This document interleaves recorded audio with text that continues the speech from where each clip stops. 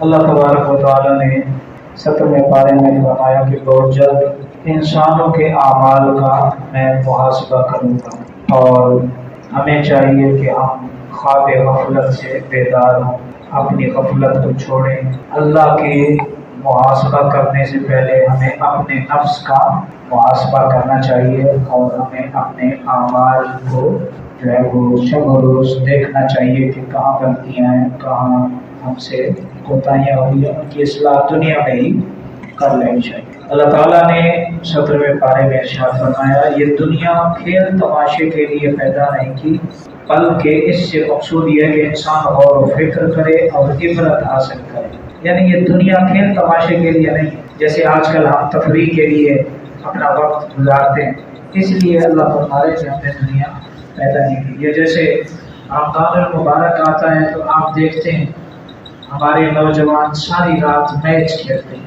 ایسے ہیں نہیں؟ آپ گلیوں میں چلے جائیں جہاں یاد میں نہیں لگتا، تو اس سے پھر یہ ہے کہ ہمارے ایمان بہت کمزور ہو گیا اور ہم کہاں کھڑے ہیں، یہ سوچنا چاہیے۔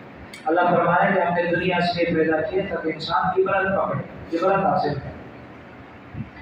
اور اسی طرح اللہ تعالیٰ نے فرمایا کہ اس کائنات کا خالق و مالک ایک اللہ ہے، اگر اس کے علاوہ زمین و آسمان میں اور خدا ہوتے تو کائنات کا نظام درم برم ہو جاتا، اللہ کے علاوہ اور کوئی رب ہوتا تو پھر کسل ہو جاتی۔ تو اسی لیے نظام اپنے ہر چیز اپنے چیز پہ، یعنی دن اپنے مقررہ وقت پہ آتا ہے، رات اپنے مقررہ وقت پہ آتی ہے۔ سورج کبھی ایسا نہیں ہوا کہ چاند کی جگہ نکل آیا، ایسا نہیں ہوا کہ چاند سورج کی جگہ نکل آیا، دن کی جگہ رات آ گئی اور رات کی جگہ دن آ گئی، کیونکہ اللہ پاک نے ہر چیز کو اس کے اندازے سے مقرر فرمایا ہے۔ وہ اللہ کے دیے ہوئے حکم سے اپنے آپ میں ہر چیز اپنے اندازے سے اللہ کے حکم سے چل رہی ہے، اسی لیے دنیا کا نظام قائم ہے۔ اللہ تعالیٰ نے فرمایا ہر ذی روح نے موت کا مزہ چکھنا ہے، یہاں تک کسی کو ہمیشہ نہیں رہنا۔ یعنی اللہ نے فرمایا کہ ہم نے ہر ذی روح کو موت کا ذائقہ چکھانا ہے، دنیا میں ہمیشہ کوئی نہیں رہے گا، ہمیشہ صرف اور صرف اللہ کی ذات ہے۔ تو جب انسان کو پتہ ہے کہ میں نے مرنا ہے تو پھر انسان کو سوچنا چاہیے کہ میں نے مرنا ہے، مرنے کے بعد مجھ سے حساب لیا جائے گا، تو انسان کو چاہیے اتنا کرے جتنا وہ حساب دے سکے۔ اسی طرح اللہ تعالیٰ نے حضرت ابراہیم علیہ السلام نے جب اللہ تبارک حضرت ابراہیم علیہ السلام نے بت پرست قوم کو دلائل سے لاجواب کر دیا تو وہ ان کی جان کے پیچھے پڑ گئے۔ یعنی یہ نمرود کا، وہ چاند کو پوچھتے تھے، جب چاند غروب ہو گیا تو پھر وہ سورج کو پوچھنے لگے، جب سورج بھی غروب ہو گیا، تو یعنی اس طرح دلائل دیے، جب وہ لاجواب ہو گئے نا پھر کیا ہوا، پھر وہ دشمن بن گئے۔ دنیا میں بھی ایسا ہوتا ہے کہ جب آپ کسی سے بحث کرتے ہیں، کسی کو آپ سمجھانے کی کوشش کرتے ہیں، سامنے والے کے پاس جب بھی اپنے دفاع میں نہیں ہوتا پھر وہ آپ کی مخالفت پہ اتر آتا ہے، بجائے اس کے کہ انسان اپنی غلطی تسلیم کرے پھر وہ آپ کی جان کا دشمن بن جاتا ہے، پھر وہ آپ کے پیچھے پڑ جاتا ہے، پھر آپ کے خلاف محاذ کھڑے کرتا ہے۔ یہ آج ہم دنیا میں بھی دیکھیں، ایسا ہوتا ہی نہیں ہوتا۔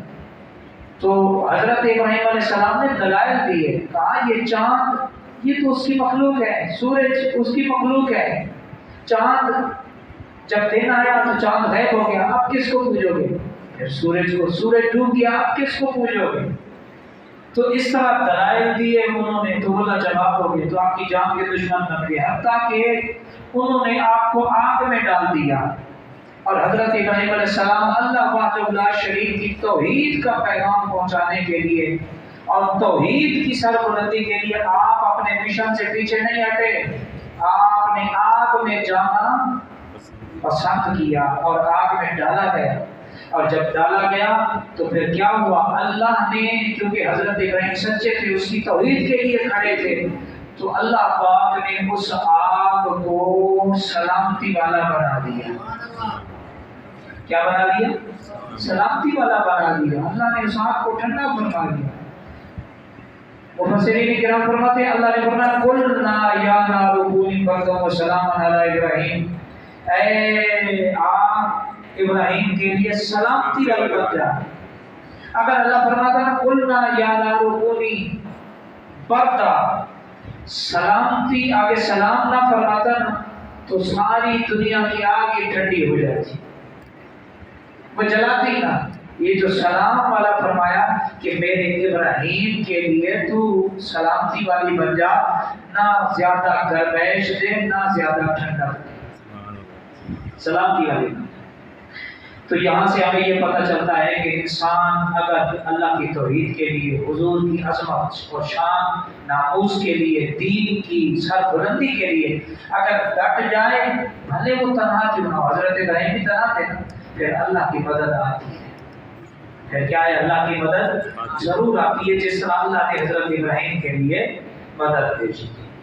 اسی طرح اس 17ویں پارے میں، کیونکہ سورۃ الانبیاء سے اس کا آغاز ہو رہا ہے، 17 انبیاء کرام کا اس میں ذکر ہے، جن میں حضرت ابراہیم علیہ السلام بھی، حضرت ایوب علیہ السلام بھی ہیں، اور حضرت کئی حضرات انبیاء کرام کا اس میں جو ہے وہ حضرت سلیمان علیہ السلام کا، داؤد علیہ السلام کا بھی اس میں ذکر ہے، شعیب علیہ السلام کا بھی ذکر ہے اس میں۔ اور اسی طرح 17ویں پارے میں اللہ تعالیٰ نے فرمایا کہ اے محمد صلی اللہ علیہ وسلم، ہم نے آپ کو نہیں بھیجا مگر تمام عالمین کے لیے رحمت بنا کے بھیجا ہے۔ اللہ نے فرمایا ہم نے اپنے حبیب کو اللہ کی رحمت بنا کے بھیجا ہے۔ اللہ کی رحمت کا نام حضرت محمد مصطفیٰ صلی اللہ علیہ وسلم۔ اور اسی طرح سورۃ الحج میں اللہ تعالیٰ نے فرمایا جب قیامت قائم ہوگی ایسا خوفناک زلزلہ ہوگا کہ دودھ پلاتی ماں اپنے بچے کو بھلا دے گی، یعنی ایسی آواز مانگتا ہوا، ایسا خطرناک ڈرونا سخت شدید منظر ہوگا کہ ماں اپنے دودھ پیتے بچے کا خیال چھوڑ دے گی۔ اِنَّا زَلْزَلَةَ السَّاعَةِ شَيْءٌ عَظِیمٌ، ایسا وہ عظیم قسم کا زلزلہ ہوگا کہ ماؤں کے رحم میں بچے جو پرورش پا رہے ہوں گے ان کا عمل گر جائے گا۔ لوگ جب اس زلزلے کے خوفناک منظر کو دیکھیں گے تو حواس کھو بیٹھیں گے۔ یہ اللہ قرآن پر ماں اپنے دودھ پیتے بچے کو بھول جائے، یعنی ایسا مطلب۔ اسی طرح اللہ تعالیٰ نے 17ویں پارے میں فرمایا اگر جہاد کا حکم نہ ہوتا خدا کے دشمن سرکش ہو جاتے، عبادت خانے گرا دیے جاتے۔ اللہ نے فرمایا جہاد کا حکم کی ایک حکمت یہ بھی ہے کہ جو اللہ کے دین کے، شریعت کے اور اسلام کے دشمن ہیں ان کے لیے حکم ہے کہ اسلام والوں کو بھی ان کے خلاف جہاد کرو۔ اگر اللہ جہاد کا حکم نہ دیتا یہ تو پھر سرکش بن جاتے، باغی بن جاتے، یہ مسجدیں گرا دیتے، مدرسے گرا دیتے، شاعر اللہ کو گرا دیتے۔ تو اس لیے یہ جہاد کے ڈر سے ڈرے ہوئے ہیں، اس لیے آج یہ ساری عظمتیں قائم ہیں۔ اللہ تعالیٰ نے 17ویں پارے میں فرمایا کہ اللہ تعالیٰ نے سیدنا ابراہیم علیہ السلام سے جب رب نے حکم دیا کہ بیت اللہ تعمیر کرو، جب باپ بیٹا نے تعمیر کیا بیت اللہ شریف، وہ عمارت، جب وہ عمارت تعمیر ہو گئی تو اللہ نے فرمایا اے ابراہیم اب ایسا کرو، اس کوہ صفا پہ چڑھ جاؤ اور لوگوں کو دعوت دو، حج کی طرف بلاؤ۔ حضرت ابراہیم علیہ السلام نے عرض کی یا اللہ ہر طرف چٹیل میدان ہے، پہاڑ ہے، یہ ریگستان ہے، یہاں کون میری آواز سنے گا؟ اللہ نے فرمایا ابراہیم آواز دینا تیرا کام ہے، اور قیامت تک عالم ارواح تک ہر ایک تک ماں کے رحموں تک آواز پہنچانا میرا کام ہے۔ مفسرین کرام فرماتے ہیں حضرت ابراہیم علیہ السلام کی وہ جو صدا تھی وہ قیامت تک تمام ارواح میں سے جس نے جتنی بار اس پر لبیک کہا اتنی بار اللہ نے اسے اپنے گھر کی زیارت کی توفیق عطا فرمائی۔ تو آج دیکھ لو حضرت ابراہیم علیہ السلام تو کہہ رہے تھے یہاں تو ہر طرف پہاڑ ہے، میری آواز کون سنے؟ نہ بندہ نہ بندے کی ذات ہے، اللہ نے دیکھو آج اس سرزمین کو کیسا رنگ لگایا ہے، کیسے لوگ پیچھے پیچھے چلے جاتے ہیں، اور کتنی آنکھیں ہیں جو روزانہ بیت اللہ کی زیارت کے لیے جو ہے وہ ترستی رہتی ہیں، اور کتنے دل ہیں جو رسول اللہ کی بارگاہ میں حاضری کے لیے دھڑکتے ہیں اللہ۔ تو اسی طرح اللہ تعالیٰ نے 17ویں پارے میں فرمایا دنیا کے تمام جھوٹے معبود مل کر ایک مکھی نہیں بنا سکتے، بلکہ مکھی اگر ان سے کوئی چیز چھین لے تو اسے واپس لانے پر قادر نہیں ہے۔ ایک اللہ جل شانہ ہے جو کائنات کی ہر چیز پر پوری دسترس اور اختیار رکھتا ہے۔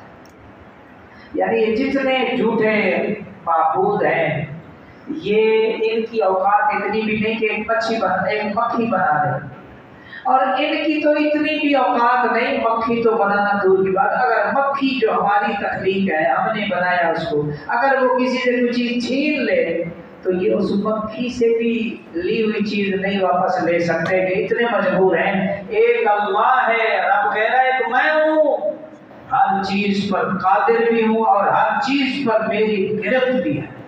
وسع کرسیہ السماوات والارض، اللہ نے تمام زمین و آسمان تمام عالمین کو گھیرے ہوئے ہیں اور کوئی چیز اس کی وسعت سے باہر نہیں۔ یہ 17ویں پارے کا خلاصہ تھا۔ آج میرا دل تھا کہ 18واں پارہ بھی کل تو پڑھا، آج اتنا ہی صحیح انشاءاللہ تعالی۔ 18واں اور 19واں کل کرتے ہیں انشاءاللہ تعالی، اللہ کریم کی بات۔ کبھی کبھار ایسا ہوتا ہے، دیکھیں قرآن پاک کا ترجمہ بیان ہو رہا ہے نا، کبھی کبھار ایسا ہوتا ہے کہ کبھی کوئی کڑوی گولی بھی آ جاتی ہے، کبھی ڈاکٹر کڑوی دوائی بھی دیتا ہے نا، دیتے ہیں نا کڑوی دوائی، گولیاں بھی کبھی کڑوی ہوتی ہے نہیں ہوتی؟ مقصد کیا ہوتا ہے؟ مقصد صحت یابی، بیماری کو بھگانا۔ تو اسی لیے جب بھی علماء کوئی سخت بات کرتے ہیں، مطلقاً بات کسی کا نام لیے بغیر، تو اس کا مقصد ہرگز آپ حضرات کی توہین نہیں ہوتا، وہ معاشرے کی خرابیوں کو دور کرنے کے لیے وہ اصلاح کر رہے ہوتے، اور یہ ممبر کا حق ہے کہ یہاں سے لگی لپٹی باتیں نہیں ہونی چاہیے، یہاں پر خوشامد چاپلوسی لوگوں کو دیکھ کے بات نہیں ہونی چاہیے، بلکہ اللہ اور اللہ کے رسول کا جو پیغام ہے صاف ستھرا امانت دیانتداری کے ساتھ سچائی کے ساتھ لوگوں تک پہنچا۔ آپ دیکھو نا، آپ کے سامنے حضرت ابراہیم علیہ السلام نے کون سی کوئی ان سے یہ کہا کہ مجھے مال دو، میرا حصہ دو، کہا ایسا؟ کیا کہا کہ یہ جو تم چاند کو سورج کو پوج رہے ہو یہ جھوٹے، یہ تمہارے معبود تھوڑی ہے، آؤ تمہیں میں اس معبود کی طرف بلاتا ہوں جو چاند کا بھی خالق ہے اور سورج کا بھی رب ہے۔ پھر کیا ہو؟ اب مجھے یہ بتاؤ، اس میں کوئی غلط بات ہے؟ وہ تو توحید بیان کر رہے ہیں، لیکن بدلے میں قوم نے کیا دیا؟ آگ میں ڈالا۔ تو سچی بات کو قرآن حدیث سے، جو قرآن حدیث کی روشنی میں جو بات ہو رہی ہو اس کو ماننا یہ اہل ایمان کی نشانی ہے، اور قرآن حدیث کے پیغام کی مخالفت پہ اتر آنا یہ کافروں اور مشرکوں کا طریقہ ہے۔ صدیق اکبر سے جب کہا نا جا کر مکہ والوں نے، مشرکوں نے، کہ تیرا ساتھی عجیب عجیب باتیں کرتا ہے، لیکن کیا کرتا ہے؟ کہتا ہے کہ رات کے تھوڑے حصے میں یہاں سے مسجد اقصیٰ گیا، مسجد اقصیٰ سے ساتوں آسمانوں پر اللہ کا دیدار کیا، جنت دیکھی، دوزخ کا نظارہ کیا، اور میں واپس بھی آ گیا، کنڈی ہل رہی تھی، پانی وضو والا چل رہا تھا، بستر گرم تھا۔ انہوں نے کہا کیا یہ بات سمجھ میں آتی ہے کہ رات کے حصے میں اتنے 100 میل دور فلسطین ہے، وہاں بندہ چلا جائے واپس بھی آ جائے؟ میں نے کہا یار سمجھ میں تو نہیں آتی۔ صدیق اکبر نے تو بھائی کہا دماغ میں آنے والی بات نہیں ہے۔ انہوں نے کہا پھر سنو، یہ تمہارے وہ صاحب بات کر رہے ہیں جن کا تم کلمہ پڑھتے. انہوں نے کہا اچھا اگر میرے آقا فرما رہے ہیں تو سنو، میں ان کی ہر بات پر ایمان لاتا ہوں. اگر میرے آقا فرما رہے ہیں تو سچ فرما رہے ہیں، سنو. کہا یہ تو زمین کی بات کر رہے ہیں، میں تمہیں اس سے عجیب بات نہ بتاؤں جو میں نے اس پہ بھی ایمان لایا. کہا وہ کہتے ہیں آسمان سے فرشتہ آتا ہے، دیکھا نہیں ہے، لیکن میں محمد کی زبان پہ میرا ایمان ہے، میں نے مانا ہے کہ فرشتہ آتا ہے.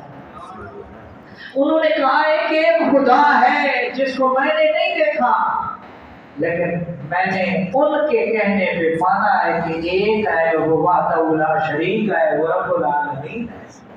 میں نے تو اس سے بھی بڑی باتیں مانی ہیں. تو میرے دوستوں، میرے بھائیوں، مقصد صرف یہ ہے کہ اللہ پاک کی بارگاہ میں دعا ہے.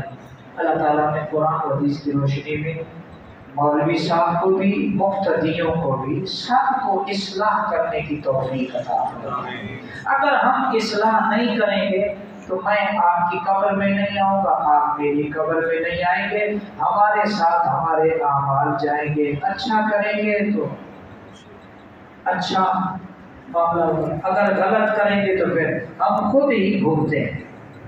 اللہ کریم ہمیں سمجھنے کی، عمل کرنے کی توفیق عطا فرمائے. تو میں نے صرف آپ کو یہ بات عرض کی ہے کہ کبھی کبھار واعظ نصیحت کرتے ہوئے زبان سخت ہوتی ہے، جملوں میں ضرور بظاہر کوئی کڑواہٹ محسوس ہو رہی ہو، لیکن مقصود اصلاح ہوتی ہے کہ کبھی کبھار کڑوی دوائی دے کر بھی بیماری کا علاج کیا جاتا ہے، اور کڑوی دوائی بھی بیماری کا علاج بن جاتی ہے اور بندہ صحت یاب ہو جاتا ہے. تو مقصود اصلاح ہے، کسی کی ذات کو گرانا یا تنقید کرنا مقصود نہیں. اللہ پاک عمل کی توفیق عطا. آمین.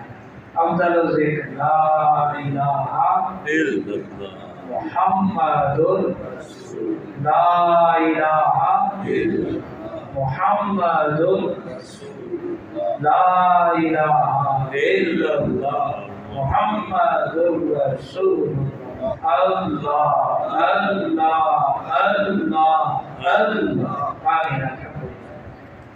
آج 15ویں شب لگتے ہی پتہ ہی نہیں چلا. 14 روزے آپ گزار چکے ہیں، اب یہ 14واں روزہ 11 مہینے 13 دن بعد آئے گا. اب یہ 14واں پھر نہیں آئے گا، ایسا نہیں ہے، ایک پھر آئے گا. اب اگلے سال 11 مہینے 13 دن بعد آئے گا. اب پتہ نہیں کون زندہ ہوگا، کون قبروں میں ہوگا.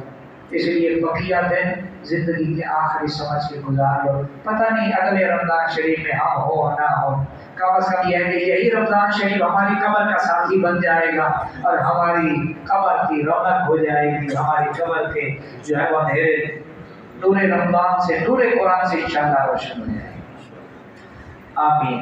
یا اللہ کریم ہماری حاضری قبول فرما. خلاصہ قرآن پاک کی برکات عطا، قرآن پاک کی تلاوت کی برکات، غلطیاں کوتاہیاں معاف. یا اللہ ہماری ایمان کی جان کی حفاظت کرو. جب تک زندہ رہے اسلام پہ رہو، جب موت آئے خاتمہ ایمان پہ ہو.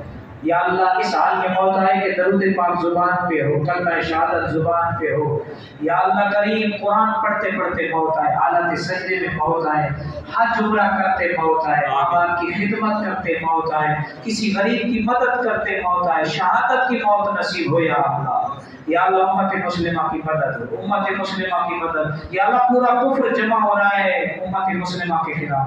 یا اللہ مسلمان ہیں جو یہود نصارہ کو خوش کرنے میں لگے ہوئے، یا اللہ ان مسلمانوں میں بھی اتفاق پیدا کر دے، ان کے دلوں کو بھی ملا دے، ان کی گردنوں کے سریے نکال دے اور ان کو ایک ہونے کی توفیق دے. یہود و نصارہ کو خوش کرنے کی بجائے تجھے اور تیرے محبوب کو راضی کرنے کی یا اللہ ان کے دل میں تڑپ پیدا کر دے.